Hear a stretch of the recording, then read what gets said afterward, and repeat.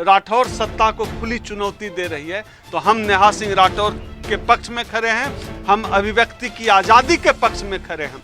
हर आदमी को कहने का अधिकार है, हर आदमी को गीत लिखने का अधिकार है, हर आदमी को अपनी बात को अपने तरीके से, देश के जनतंत्र की लड़ाई है। वो एक नागरिक को स्वर देते हुए, लोक गायक का मतलब क्या होता है? जो लोक का स्वर है, जो लोगों की आवाज़ है, उसको जो है जन जन तक पहुंचाना। नेहा सिंह राठौर वही करिए। अगर नेहा सिंह राठौर अपना गीत गा रही है यूपी में काबा, तो इस बात से दिक्कत नहीं होना चाहिए योगी जी से, इस बात से मोदी जी को दिक्कत नहीं होना चाहिए, क्योंकि योगी जी आप भले ही कागज का एक टुकड़ा भेज रहे हैं, लेकिन पूरे देश के लोगों को पता है कि यूपी में काबा। कार्यक्रम के माध्यम से हम पूरे देश के SC, ST, OBC और माइनॉरिटी समाज को अपील करते हैं, यह बहुत खतरनाक समय है, यह बहुत खतरनाक दौर है।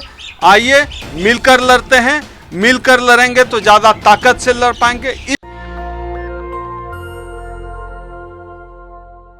सिंह राठौर ने जो गाना गाया था यूपी में काबा, उसके लिए उनको नोटिस दे दिया गया है। इस देश की सरकार, ये लोग कहते हैं कि मोदी का 56 इंच का सीना है। 56 इंच के सीने वाला व्यक्ति गाने से भी डर जाता है। नेहा सिंह राठौर लोक गायिका हैं, फोक सिंगर हैं और अपने कलाकार होने का कर्तव्य निभा रही हैं। एक कलाकार का क्या कर्तव्य होता है, एक संस्कृति कर्मी का क्या धर्म है, एक लेखक का क्या धर्म है? उनका धर्म है सरकार और सत्ता के साजिशों को बेनकाब करना। उनका धर्म है कि तमाम जो साजिशें चल रही है लोकतंत्र के खिलाफ, उन साजिशों के खिलाफ जो है खड़े होना, गीत लिखना, कविता लिखना, नाटक लिखना, कविता पढ़ना, ना कि सत्ता की दलाली और चापलूसी करना। एक ऐसे समय में जब तमाम पत्रकार, संस्कृति कर्मी, फिल्मकार, लगभग कुछ एक को छोड़कर सब लोग सत्ता की दलाली चापलूसी करने पे लगे हुए हैं। क्या क्या चाट रहे हैं, तलवा से शुरू किया था चाटना, पता नहीं क्या क्या चाट रहे हैं सरकार और सत्ता का। ऐसे दौर में नेहा सिंह राठौर सत्ता को खुली चुनौती दे रही है, तो हम नेहा सिंह राठौर के पक्ष में खड़े हैं। हम अभिव्यक्ति की आज़ादी के पक्ष में खड़े हैं। हर आदमी को कहने का अधिकार है, हर आदमी को गीत लिखने का अधिकार है, हर आदमी को अपनी बात को अपने तरीके से नाटक करके, गीत गा के, मैं खुद ही थिएटर से जुड़ा व्यक्ति रहा हूँ, नाटक करके गीत गा के अपनी बात कहने का अधिकार है। सरकार को चेत जाना चाहिए कि अभिव्यक्ति की आज़ादी से हम किसी भी तरह की छेड़छाड़ बर्दाश्त नहीं करेंगे। हम और हमारा संगठन अखिल भारतीय परिसंघ नेहा सिंह राठौर के साथ खड़े हैं। नेहा सिंह राठौर जिस लड़ाई को लड़ रही हैं, वो लड़ाई इस देश के जनतंत्र की लड़ाई है। वो एक नागरिक को स्वर देते हुए, लोक गायक का मतलब क्या होता है? जो लोक का स्वर है, जो लोगों की आवाज़ है, उसको जो है जन जन तक पहुंचाना। नेहा सिंह राठौर वही करिए। अगर नेहा सिंह राठौर अपना गीत गा रही है यूपी में काबा, तो इस बात से दिक्कत नहीं होना चाहिए योगी जी से, इस बात से मोदी जी को दिक्कत नहीं होना चाहिए, क्योंकि योगी जी आप भले ही कागज का एक टुकड़ा भेज रहे हैं, लेकिन पूरे देश के लोगों को पता है कि यूपी में काबा। गाना बंद नहीं होगा? गाना कहाँ से बंद करेंगे? किसकी आवाज़ उठाएंगे? नेहा सिंह राठौर की आवाज़ सिर्फ एक गायिका की आवाज़ नहीं है। नेहा सिंह राठौर की आवाज़ पूरे देश के आम आवाम की आवाज़ है, जो भाजपा के खिलाफ, योगी मोदी शासन के खिलाफ खड़ी है। सर, नेहा सिंह राठौर ने एक प्रोग्राम में, हिंदी साहित्य के आज प्रोग्राम में बोला था कि कुछ लोग सरकारी कवि बन जाते हैं, सरकारी कवि कहते हैं उसको। हाँ बिल्कुल, कुछ लोग जनता कवि बन जाते हैं। वही है ना, ये तो जन कवि है ना। नेहा सिंह राठौर जो गा रही है यूपी में क्या काबा, तो ये जनता के सवाल उठा रही है। तो नेहा सिंह राठौर जो है जन कवि है, तो जनता की ही बात करेगी। अब सरकारी कवि ही ना दलाली करेंगे और दलीगिरी करेंगे।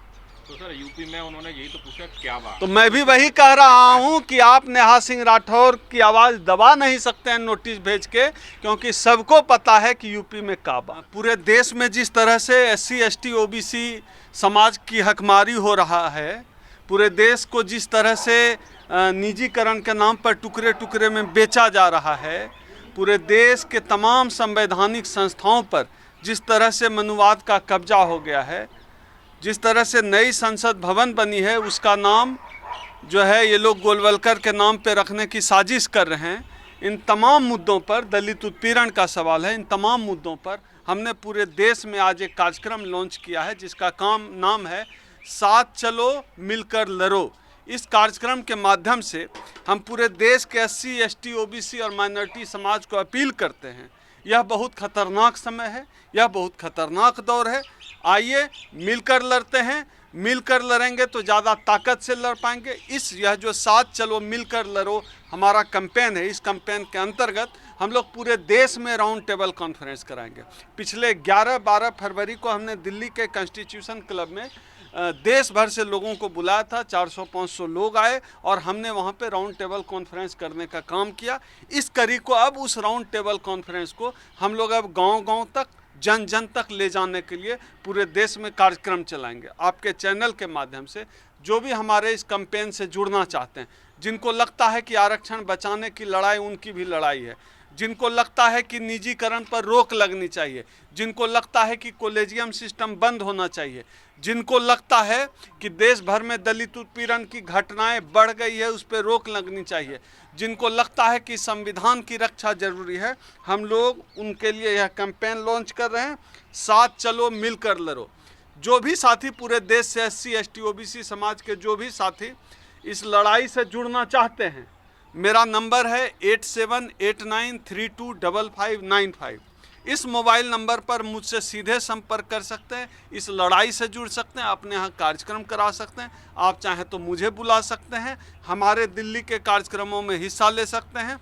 देश भर में हमारा यह जो साथ चलो मिलकर लड़ो कैंपेन है, उसके कार्यक्रम में चाहे आप देश के किसी भी राज्य से हों, आप मेरे नंबर पर संपर्क करके उस कार्यक्रम में हिस्सेदारी कर सकते हैं। यह आखिरी लड़ाई है, इस बात को याद रखिएगा। संविधान बचाने की, लोकतंत्र बचाने की, आत्मसम्मान बचाने की यह आखिरी लड़ाई चल रही है। मनुवाद पूरे दम खम से हम सबों के हक अधिकार को, हम सबों के आत्मसम्मान को कुचलने की साजिश में जुटा हुआ है।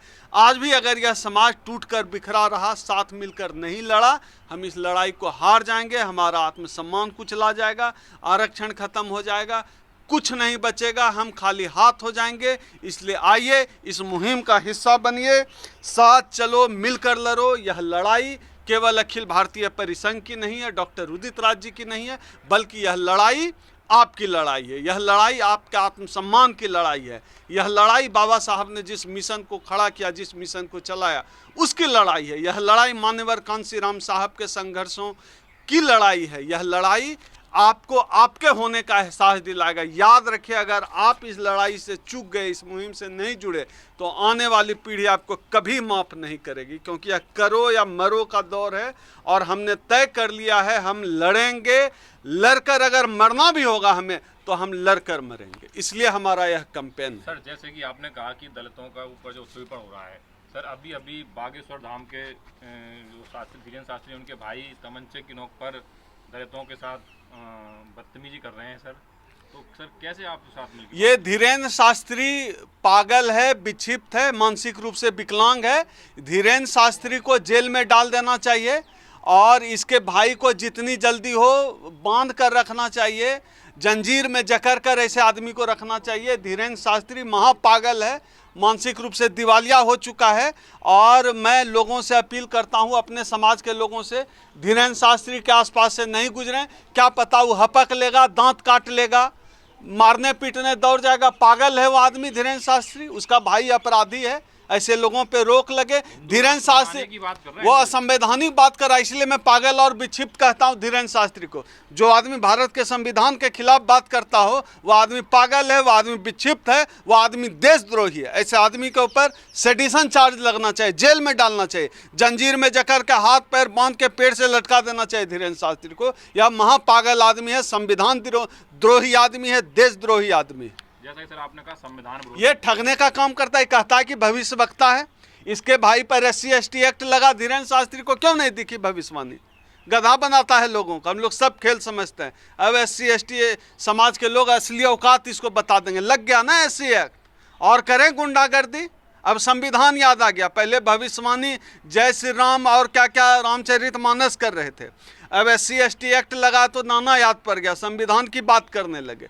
सबको ये लोकतंत्र की चक्की है, संविधान की चक्की है, बहुत महीन और बहुत बारीक पिसती है। सबको पिसना पड़ेगा जो भी असंवैधानिक बात करेगा, जो कि देश के खिलाफ बात करेगा। सर कल कॉन्स्टिट्यूशन क्लब में स्वामी प्रसाद मौर्य जी आए थे, उन्होंने 85% की बात की और उन्होंने कहा कि मैं काशीराम का स्टूडेंट हूँ।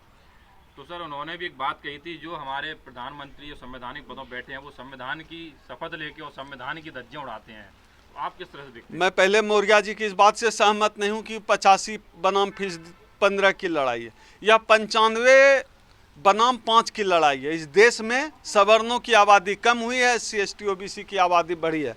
हमारी आबादी अब 85 से 95% हो गई। किसी को अगर डाउट है, कास्ट सेंसस लागू करे, जाति जनगणना की जा चुकी है, जाति जनगणना का प्रकाशन करे, पता चलेगा कि SC ST OBC की आबादी 85 से 95 हो गई। आप सोच कर देखिए ना, क्यों ये जाति जनगणना का प्रकाशन नहीं करने देते हैं? क्योंकि पता है कि इस देश में ब्राह्मणों की आबादी जो 3% थी, अब घटकर 1% से भी नीचे हो गई है। तो पता चल जाएगा ना कि 1% से कम ब्राह्मण है, और जज बना हुआ है, वाइस चांसलर बना हुआ है, प्रोफेसर बना हुआ है, CO बना हुआ है, एंकर बना हुआ है, पूरे देश को पता चल जाएगा ना।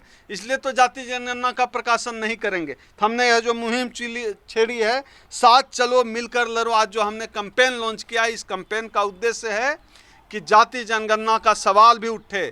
मंडल कमीशन की जितने सिफारिशें हैं पूरे देश में, पूरी की पूरी सिफारिशें लागू की जाए। हम पूरे देश में इन तमाम मुद्दों पर आंदोलन करेंगे, गोल में सम्मेलन कराएंगे। आखिरी में एक बार फिर हम लोग साल के अंत में रामलीला मैदान भरने का काम करेंगे। नेशनल दस्तक की आपसे गुजारिश है कि अगर इसको बचाना चाहते हैं तो नेशनल दस्तक को सब्सक्राइब करने के लिए रेड कलर के सब्सक्राइब बटन को दबाएं, फिर बेल आइकन की घंटी दबाएं। नेशनल दस्तक को बचाने के लिए बहुत जरूरी है कि हर खबर को शेयर करें, लाइक करें, कमेंट जरूर करें।